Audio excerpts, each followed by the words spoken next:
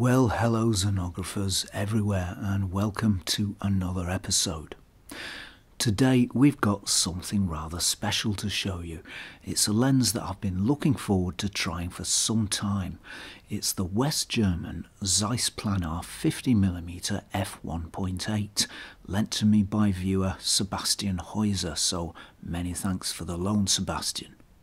So we're going to put this lens through its paces and see how it stacks up against one of my favourite lenses, my benchmark for sharpness and colour representation, the East German Zeiss Jena Pancolar 50mm f1.8. And just out of interest, we're also going to test it against a much cheaper lens, the Zeiss Jena Tessar 50mm f2.8, just to see what happens. The Western Zeiss lenses have a very high reputation, but then so do the Zeiss Jena lenses. So, which will come out on top? Without further ado, let's find out. I found the Planar to give very beautiful colours. It's quite a bit cooler than the Pancolar, and it's cooler than the Tessar too. Zeiss Jena lenses give warm, rich colours pushed towards the red end of the spectrum, while the Planar stays firmly at the blue end. I think the Planar might be slightly less saturated than the Jena lenses too, but the difference, if any, is small. In terms of strength and clarity of colour, I think the Planar is easily the equal of the Jena lenses. Its colours just leap out of the frame, vibrant, full and strong. They have something of a glow. At times they're almost luminous and they really do feel quite special. The cool tone of this lens really does define its character. It gives images an understated and restrained sort of look, and in certain images it strongly resembles the wonderful cool tones of Fuji colour film. Clear, clean and refreshing. Lovely colours and a really nice feel.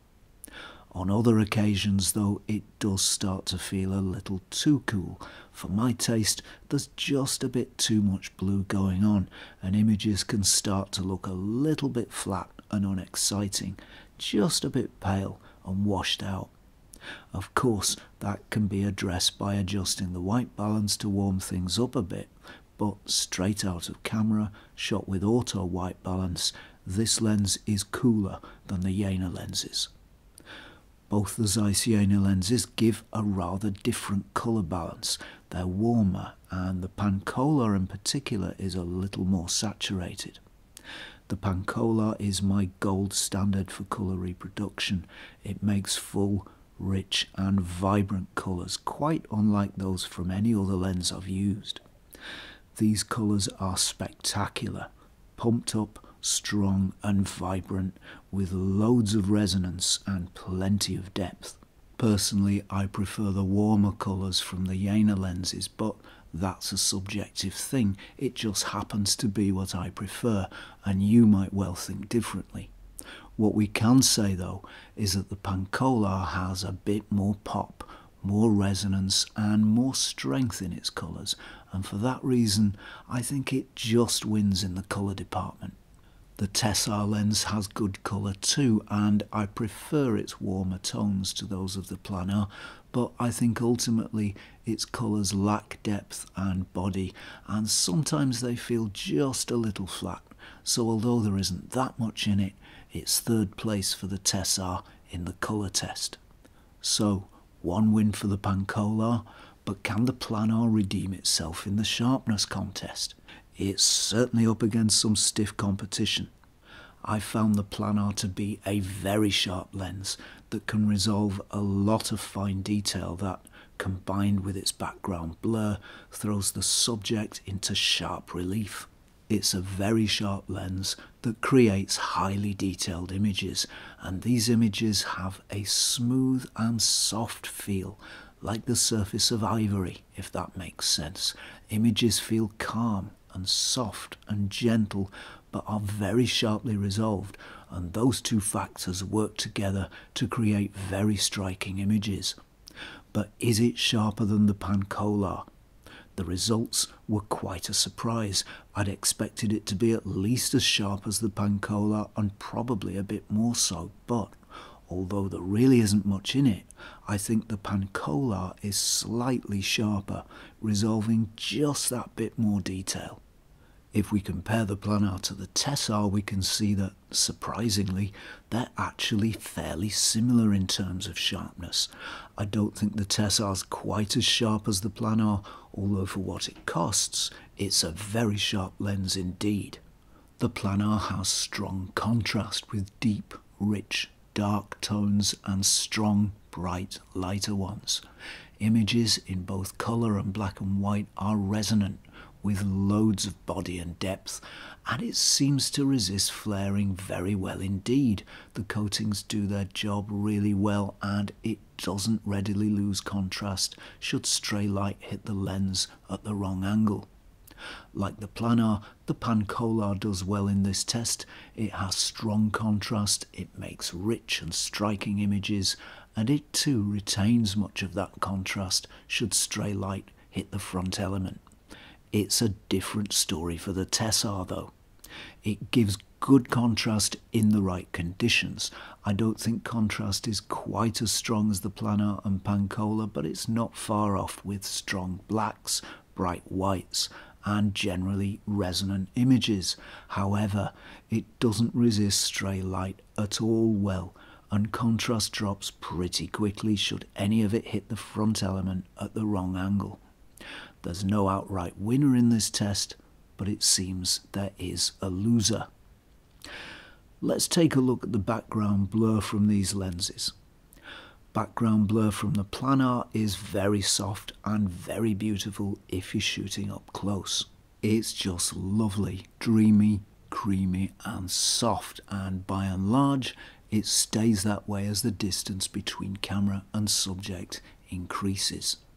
There are a couple of points where the character of the blur changes and it becomes a little more nervous, a bit less well composed. However, although it's a little untidy, it's not unpleasant and it gives images a very distinctive and characterful look. Now, I can't discuss Zeiss lenses without mentioning the S word, swirl. It's something that appears in quite a few Zeiss and Zeiss-derived lenses, but the Zeiss designers have clearly been busy on this one, and it seems to have been engineered out. No swirly bokeh from the Planar. The Pancolar makes nice blur too.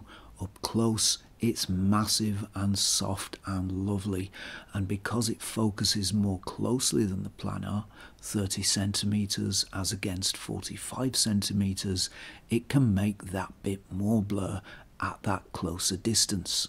The blur's mostly smooth and pleasing, although as you pull back, there are a couple of harsh and nervous points that come out, but broadly speaking, the quality of background blur is pretty similar from the Planar and the Pancolar.